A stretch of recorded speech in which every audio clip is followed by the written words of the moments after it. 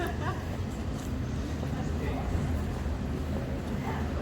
right, so POW is here with the legendary Jeff and Steve McDonald of Red Cross, I guess. Hello. All right, so we're just here with a portion of Red Cross. But, so I have to tell you guys, when I was in high school, I was in a band with my dad and my brothers, and we used to cover Annie's Gone. And so, being brothers, what are some of the best and worst things about playing with family, especially for as long as you guys have? Well, it's all we know, essentially. I mean, That's not true for but not me. for I'm you. in a I've million never been in bands. any, I've never been really in any other functioning band, conceptual bands, but only Red Cross. So Steven is the one you should have. Yeah, I can give you some objectivity. Well, I mean, the good is that you know how you have a special communication with your family. Oh, yeah. That it's not always verbal. The communication is it's not limited to verbal. Yeah. So that's great in terms of like, because when you're playing music, it's loud and you can't verbalize a lot of stuff. But then the flip side would be that a lot of times you can get your wires crossed. Yeah. Because you're also communicating in so many ways, and there's room for error there too. And so that would be one of the downsides. But then, also with your siblings. It's like family vacation.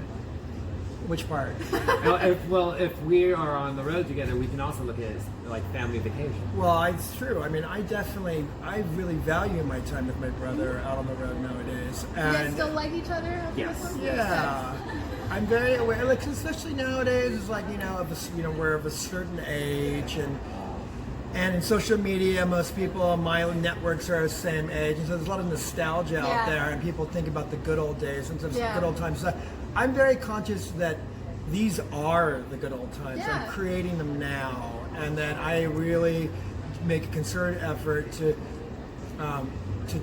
value the moment that I'm in with my brother. Make new memories. But you just quoted Carly Simon. You knew that, right? No, I didn't, but but only Jeff McDonald. See, that's a prime example. Only Jeff McDonald is going to call me out on a Carly Simon. That wasn't a call out. I was That was impressed. for lack of a better term. I didn't feel judged. It was, I'm not going to get that from Keith Morris, one of my other bandmates. I'm not going to say, why are you quoting Carly Simon? I'm not going to get that. So Well, you need it, right? That's what you have. no, And with it's the really a ma- nice feeling. It's and like with calm. making new memories and all that, you guys are also making new music. There's a new album out, Beyond the Door, that's amazing. Oh, thank you. So let's talk a little bit about it. It's been a while since Researching the Blues. So how did this one come about? And let's just talk a little bit about it. Beyond the Door came. How did this come out? It just kind of appeared. The song right? Beyond the Door? Okay, to Jeff, the song just appeared. What had happened with me was this. I had been on tour with the Melvins. Red Cross had about 8 songs kind of finished. This is last January. Okay. But I'd given myself a deadline on the record. I record and mix the band, and Jeff and I produced the record together, and we had done it over a span of maybe 3 years. I kind of cobbled it together when we had time, and then but then it was finally like, one of the good things about having your own recording environment is you don't have so much pressure. The clock's not definitely. ticking, but that can also be a double-edged sword, where then you just never finish it. Yeah, because there's always something else that can be adjusted. So, So I find, there's always something to be adjusted. If you suffer from like perfectionism in an imperfect world like I do, then that's a problem. But I found that it's helpful to impose deadlines on myself. So definitely. I just set a mastering date. Mastering day is like the final process, and then you just have to just meet it. So we had a mastering date. I was coming home from the Melvins tour. We had about 8 songs. I wanted the record to have more songs.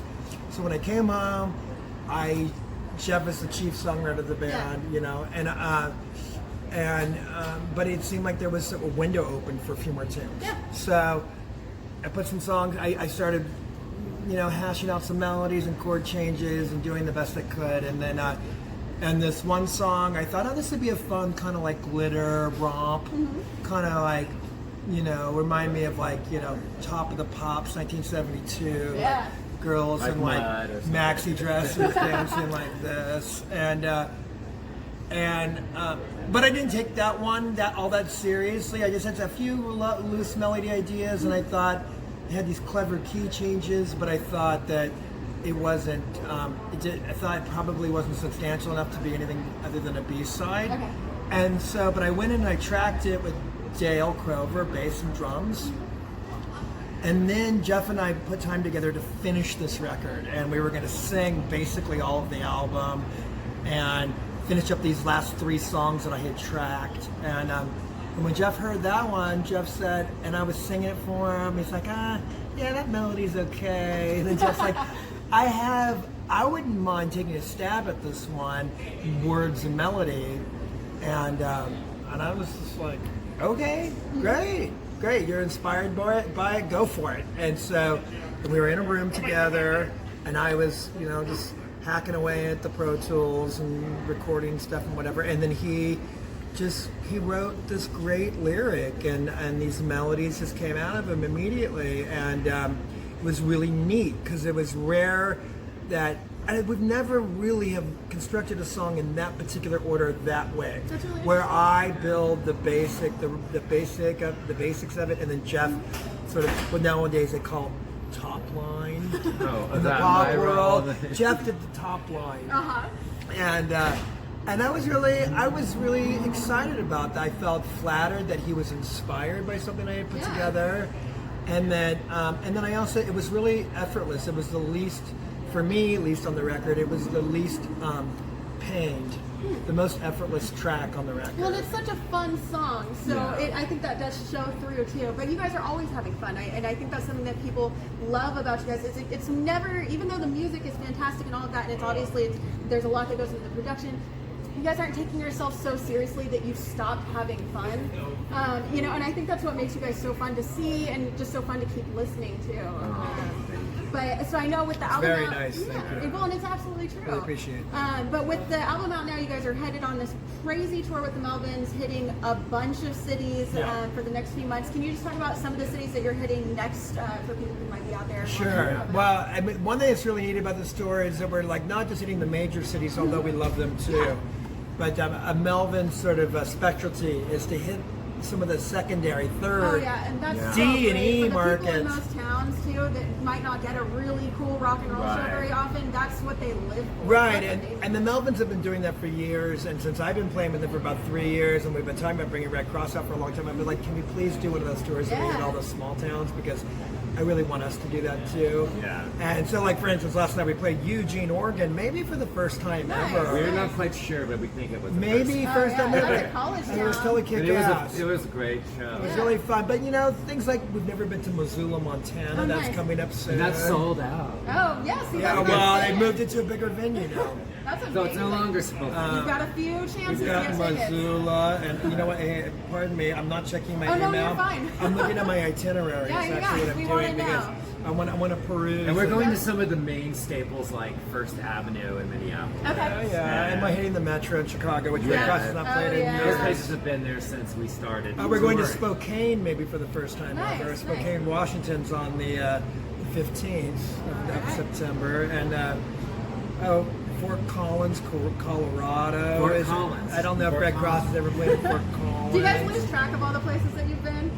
He's bit. better than I am, Yeah. but I don't know how because he's tours. Yeah, with multiple bands. We're going to Madison, Wisconsin on this tour, which We've we haven't been done in years. Yep, we've been there. I remember we played in Madison, Wisconsin with Sonic Youth in 1986, maybe. We played there with the Go-Gos. We Yeah, played there nice. ourselves. We've done Madison many times. I was talking to my dad about past shows, and he saw you guys in Sacramento, and I think like 1990 or something like Wow. that. And he said that you guys encored with Shakes and Action, but it's like a year Oh, really? Killer. Wait, what town was that? Sacramento. Oh, cool. And At so, the yeah, Cattle Club, maybe? That's it. Yeah, it was definitely at the Cattle Club. So also, I mean, you guys just have such a long history. Like I was telling Jeff, I've been listening to you guys basically since birth. Wow. But now I saw that there is a documentary in the works that's also that you're hoping to have funded by fans. So Yes. let's talk. And I know that I think there's a few days left. So let's talk about how fans can help get this made and get that out there. But Excuse me, it's okay. I'm eating. This isn't very bad. No, it's totally I've had not. this I'm trying to tell already. Steve what a mukbang is. Rock stars eat. It's okay. Is I doing a mukbang We're right doing now? a mukbang. Jeff told me about mukbangs. I didn't know what they were. Well, we're all experiencing it with you. So when you guys upload it, can you hashtag Red Kross Absolutely. mukbang? Absolutely. Yeah, do that. Yeah, the movie's called Born Innocent: The Red Cross Story, and our friend Andrew Reich, who is a filmmaker and television producer, it's his passion project, and which is weird to say. Our band, our story is someone else's passion project. But anyway, it's great, and he's put together a reel. And he's done some interviews, and he started a Kickstarter campaign to raise funds, and I know that the now I don't know where to look to get people information. I think it's like redcrossmovie.com. Okay, I'm sure people can. Or you find can it also too. go to Kickstarter and look tag up. it too in the video post. And you can look up if you go to Kickstarter and look up, or even just do a Google search for "Born Innocent: The Red Cross Story." Maybe /Kickstarter. We'll make sure to put a link. Yeah, we have some really great premiums. There is amazing premiums. Yeah, I mean, I forgot we agreed to these insane premiums. Like, Are you guys we'll like play gonna come back. to people's houses and Yeah, do like their backyard dishes, stuff like parties. that? Well, no, we're not doing even dishes. We're gonna play. Well, we're only doing those within 30-mile radius. Oh, okay. Oh, it's maybe it's Unless, of 50 course, mile someone wants radius. to fly us out. Yeah. We didn't actually make that. We didn't mention flying us out on the Kickstarter. We can't do it simple. Okay, I If you take that. really, if We have you- to follow the Kickstarter. I Let's don't keep know. it simple. Yeah. But yeah, we're already scheduled to play someone's backyard. That's amazing. I knew there's a couple. But that's like no, there's just one. But I will say that you really got to support for that one. If you're a big Red Cross It's like a fan, you want backyard. them in your backyard. All the bands started in backyard cake. Or maybe you can start your Kickstarter to raise the money That's the way to do it. Yeah. to support that one.